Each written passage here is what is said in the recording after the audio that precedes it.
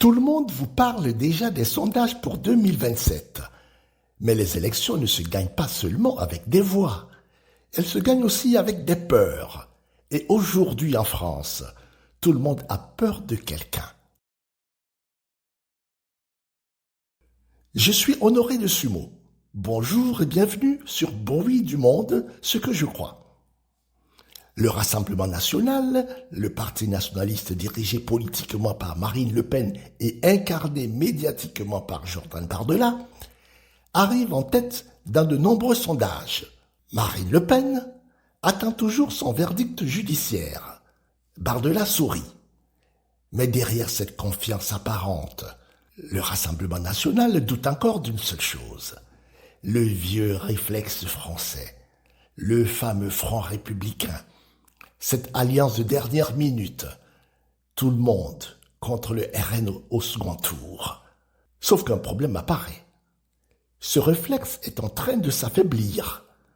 Aujourd'hui, une partie importante des Français affirme craindre davantage l'extrême gauche que le RN. Et quand le barrage se fissure, la route vers l'Élysée commence à s'ouvrir. Pour la première fois depuis longtemps, une victoire du Rassemblement national n'apparaît plus totalement impossible. Et c'est précisément ce qui rend tout le système nerveux. Mais attention, les sondages français ont souvent été déjoués par le passé. Le référendum de 2005, le Brexit, Trump aux États-Unis, et même certaines élections françaises récentes ont montré une chose. Les électeurs peuvent encore surprendre tout le monde. Jean-Luc Mélenchon, leader de la France insoumise, ne craint peut-être pas réellement le RN. Au fond, il préférerait même l'avoir face à lui au second tour. Son vrai problème est ailleurs.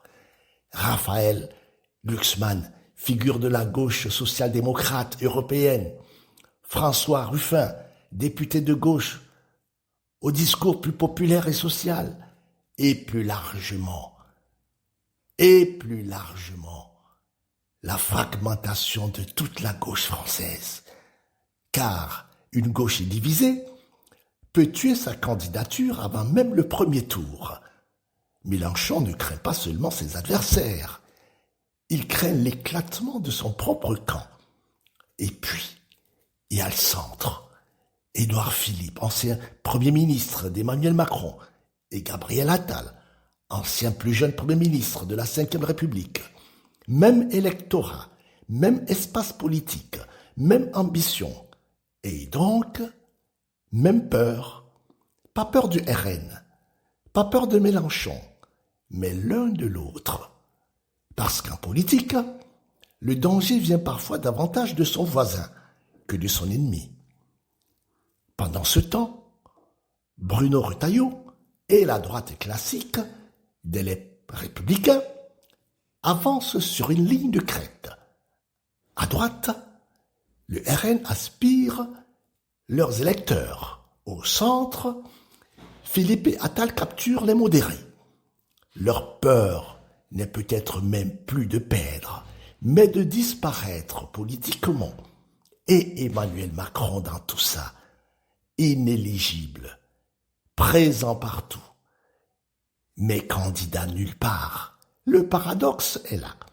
Tout le monde veut tourner la page du macronisme, mais personne ne sait vraiment ce qui viendra après. Car si le centre s'effondre, si la gauche se divise, et si le Front républicain ne fonctionne plus, alors la France pourrait se retrouver face au scénario que tout le monde redoute secrètement. Un second tour, Rassemblement national contre la France insoumise. Et ce jour-là, ce ne sera plus seulement une bataille électorale, ce sera une bataille de peur. C'est un bruit du monde, ce que je crois.